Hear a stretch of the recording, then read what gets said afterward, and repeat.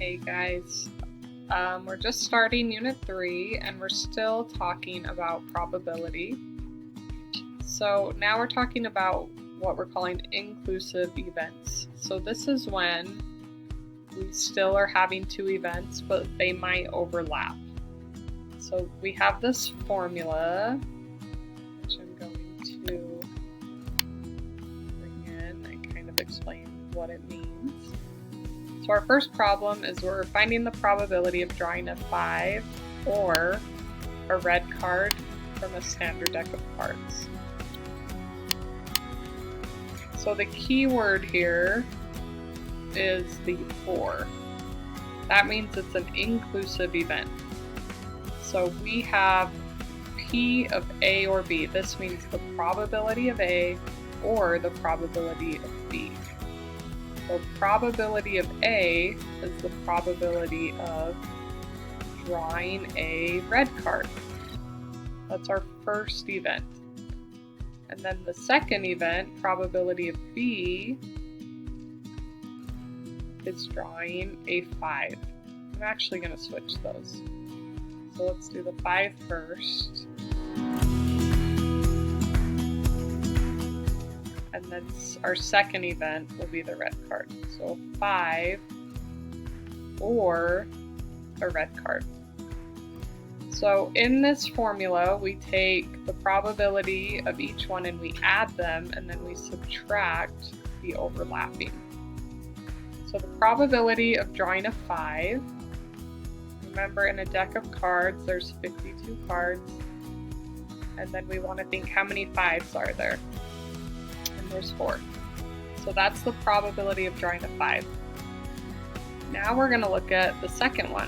What's the probability of drawing a red card?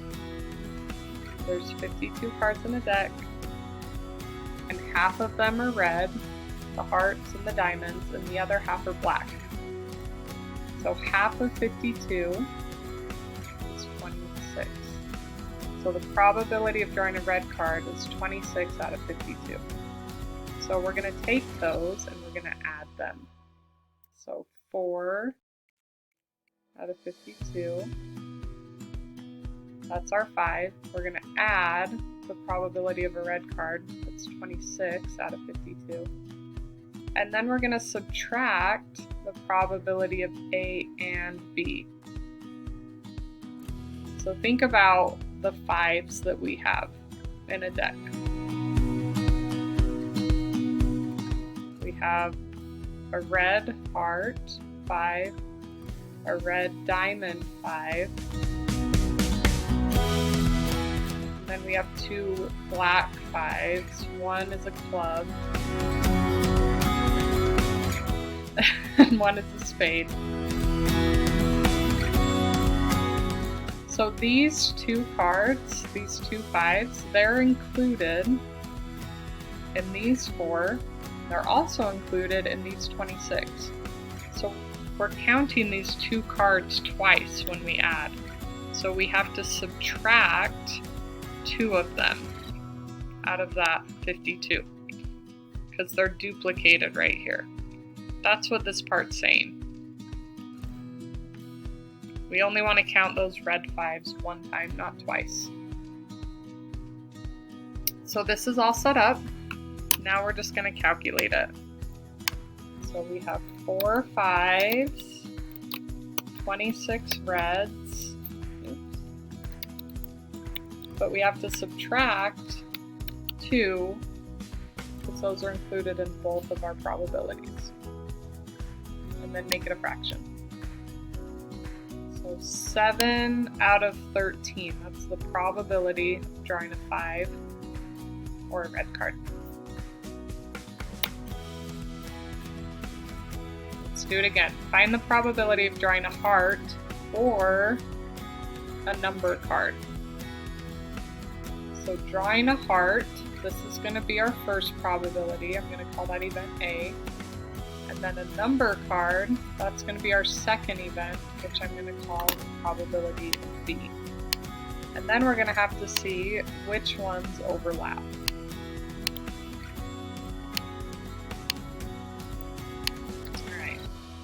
So probability of a heart. Remember, there's 52 cards in a deck. How many hearts are there?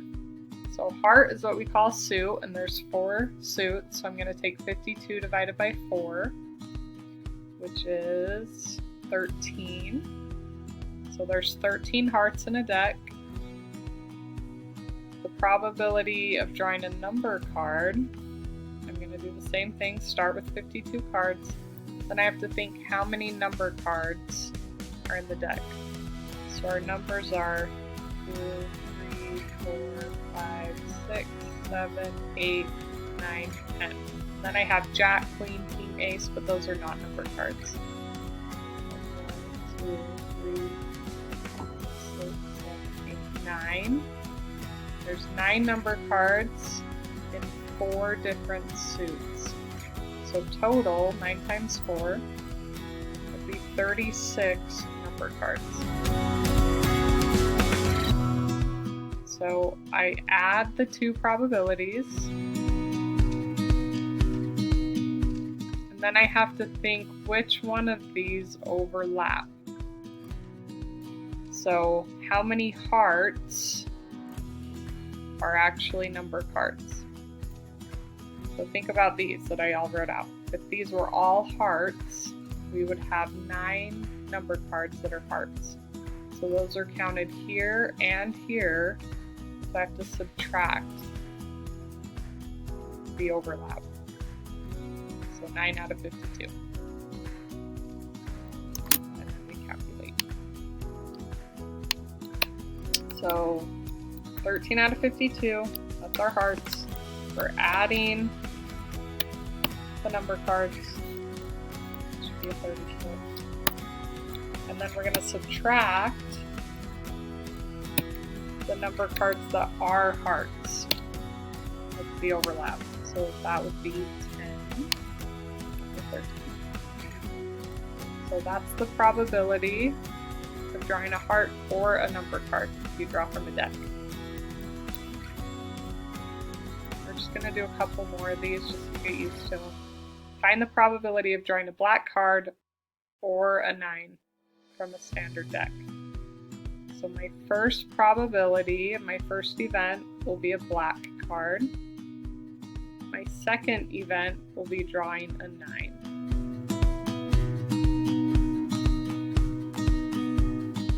So probability of a black card, half of the cards in the deck are black. So 26 out of 52 cards are a black card. Bring in the formula again just so you guys can look at it and still be familiar with where I'm pulling numbers.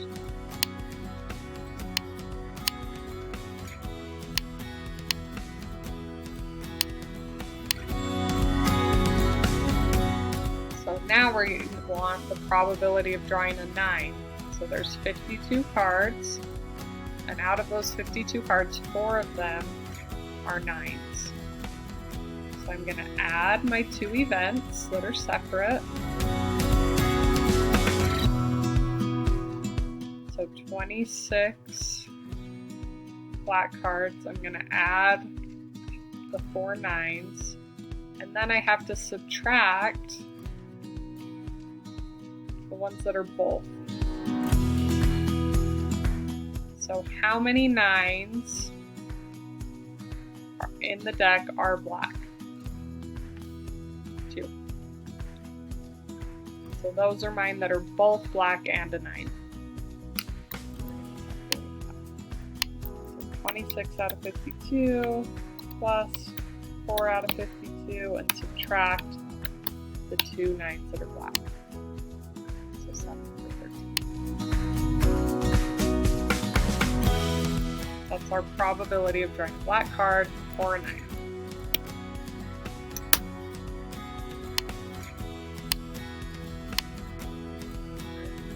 Lots of practice on this. Okay, so I have the probability of drawing a 4. So that's my first event. I'm going to call that probability of A. And my second event is drawing a club. the probability of B. So first event, drawing a 4, there's 4 4s out of 52 cards. That's my probability of A. And then probability of B, that's my second event. How many clubs are in a deck? I would take 52 divided by 4, which is 13. So I'm going to add these together. Probability of A plus probability of B, and then we need to subtract ones that are both a 4 and a club. So in the whole deck, there's only one card that's a 4 and a club. So one card out of 52. Calculate it. So 4 out of 52 plus 13 out of 52 minus 1 out of 52. That's 4 out of 13. So the probability of drawing a 4 or a club is 4 out of 13 tries. So the last one, Jimmy finds that the probability of rolling a die and getting a number that is less than or equal to 5 is odd. It is less than or equal to 5 or is odd. So here's our two probabilities. The first one is that it's less than or equal to 5, or the probability that it's odd is 5 out of 6, 83%. Which of the following is an accurate interpretation? So for this one, it's already calculated. They calculated the probability. They're just asking us, what does that mean? So if he rolls the dice 7 times, 4 times, he will get a 1, 2, 3, or 5. Which is not correct. That would be 4 times out of 7. But we're saying 5 out of 6. It's not that one. He has an 83% chance of getting a 1, 2, 3, 4, or 5. So this is true. It's 83%. And we want a number less than or equal to 5, so 1, 2, 3, 4, 5, or is odd, so 5, 3, or 1. So that's true. So let's just look at the other ones just to explain why it's not those. So if he rolls the dice 6 times, 4 times he will get a 5 or a 6. We don't ever want them to get a 6. 6 is even, and it's greater than 5. So that's not true. And same thing on the bottom. We don't want there to ever be a 6 when we roll.